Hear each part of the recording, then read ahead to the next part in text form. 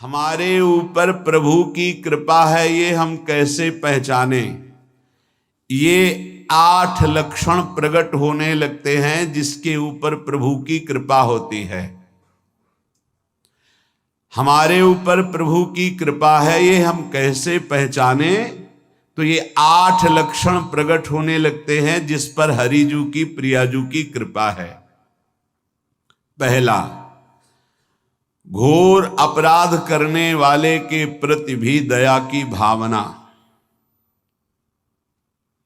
शांति पहला लक्षण है। भाव में भी पहले शांत भाव है।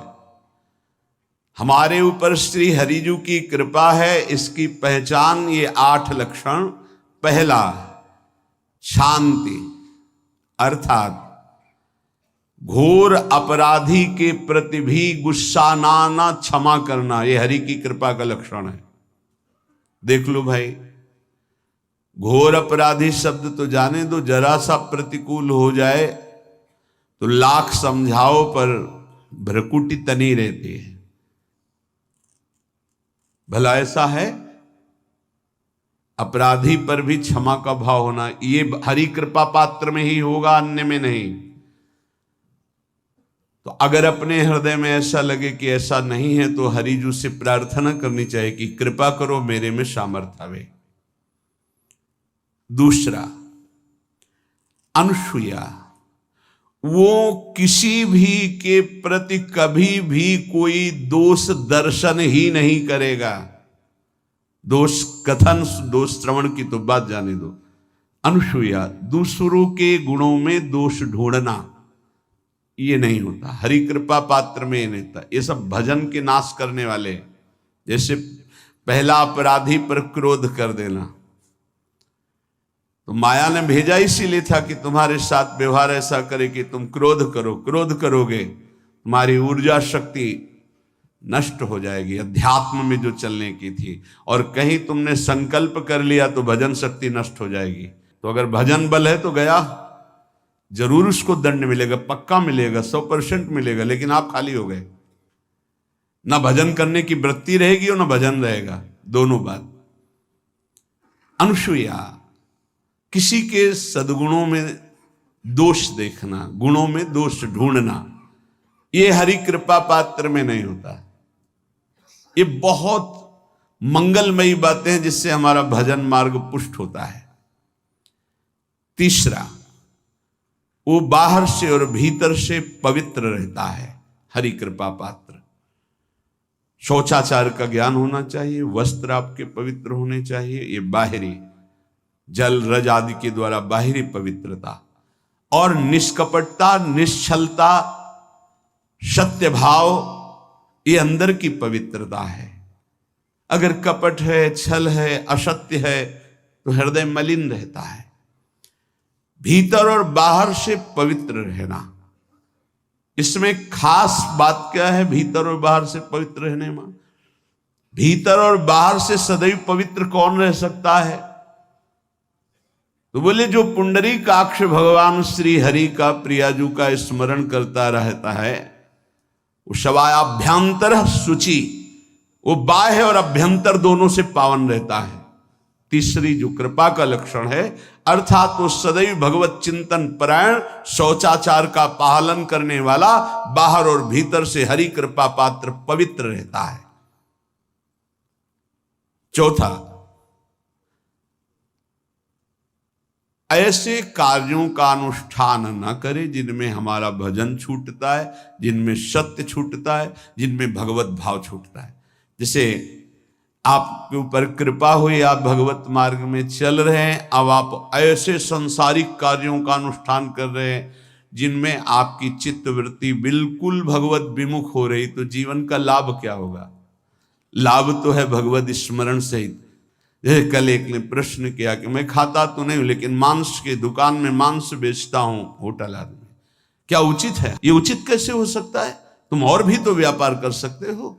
जरूरी है धर्म का पालन करने की इच्छा करते हो, धर्म आचरण करते हो, ऐसा नहीं। तो विरत बहुकर्मा, उन कर्मों से हमें विरत रहना है जो हमारे धर्म के विरुद्ध है, जो भजन के विरुद्ध है।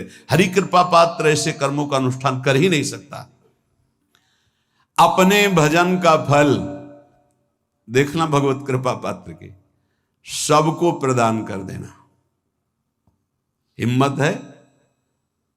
अपने भजन, इतनी मेहनत से किया हुआ भजन, भजन होने के बाद हे प्रभु इस भजन का फल हो, सर्वे भवन्तु सुखिना सर्वे सन्तु निरामयः। यहां तो कहते महाराज एक माला रोज आपके लिए करता हूं कि आपकी बीमारी ठीक रहे, तो शेष किसके लिए करते हो प्रभु? शेष क्या? अगर इष्ट और गुरु के लिए तुम्हारा है कि एक माला करते तो फिर इतनी माला करते तो हमें क्या होगा? सब आपको दे देंगे तो हमें क्या होगा? तभी भजन का रहस्य नहीं जाना। छठवां, अपने भजन से अपने लिए कुछ भी ना चाहना और दूसरों की तो बात जाने दो, दूसरों से कुछ ना चाहना ये तो ठीक है, अपने भजन से अपने लिए कुछ ना चाहना है हिम्मत। देखो ये हरि कृपा पात्र में हिम्मत होती है। अपना भजन अपने प्रयोग में ना लाना, इसका भी आंतरिक रहस्य है। अपने प्रयोग में आप शरीर को लेकर के बोलेंगे, अगर स्वरूप को लेकर तो प्रयोग की कोई वहां जरूरत ही नहीं, स्वरूप पूर्ण काम है, वहां कोई अभाव नहीं। जब आप कोई भाव अपने लिए करेंगे तो देह भाव होगा, देह भाव से किसी विषय की मांग होगी। विषय पूर्ति भजन का फल नहीं होता, भजन का फल होता विषय निवृत्ति। बहुत जोर की बात है, कैसे समझ में आए? अपने भजन का भी फल अपने लिए नहीं, दूसरों से कुछ चाह रखना तो बात ही जाने दो, भजन से भी कोई अन्य सुख की चाह नहीं हुई। क्या चाहिए? भजन ही बनता रहे, भजन का फल भजन बनता रहे, खूब निरंतर जप करते रहे। सातवां, किसी भी मान सम्मान कीर्ति पद प्रतिष्ठा के मिलने पर हृदय का असंतुष्ट हो जाना, यह हरि कृपा पात्र का लक्षण होता है। प्रणाम नमस्कार जय हो तो हृदय में असंतुष्ट हो जाना चाहिए। कोई किंचन मात्र अभिमान न उदय हो जाए। प्रभु बचाओ, ये माया की चकाचौंध से बचा लो नाथ।